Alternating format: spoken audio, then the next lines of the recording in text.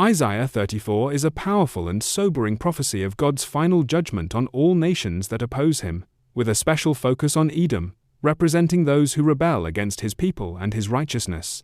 The prophet Isaiah lifts his voice to the nations, calling out like a herald before a great storm. Come near, you nations, and listen.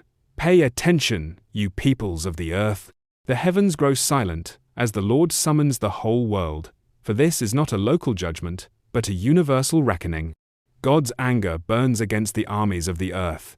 He has set them apart for destruction. The scene turns dark and dreadful.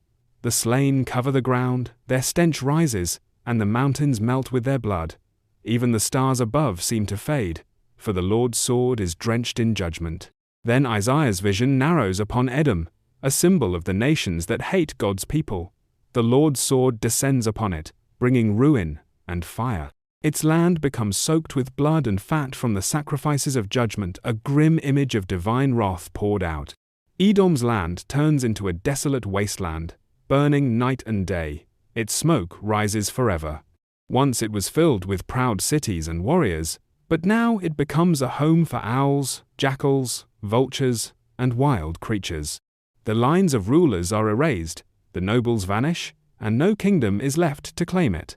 Isaiah says that God himself measures the land with a line of chaos and desolation. What once was ordered and rich becomes cursed and empty. Strange birds and desert beasts take over, nesting among the ruins. The prophet then urges his listeners, "Seek out the book of the Lord and read. Not one word of his prophecy will fail. Everything he has spoken will come to pass. For it is the Lord's Spirit who gathers these things together. His judgment is sure, his justice certain." Key themes: God's universal judgment on all rebellious nations. Edom as a symbol of human pride and hatred toward God's people. The certainty of God's word, every prophecy will be fulfilled. The contrast between human glory that fades and God's eternal justice.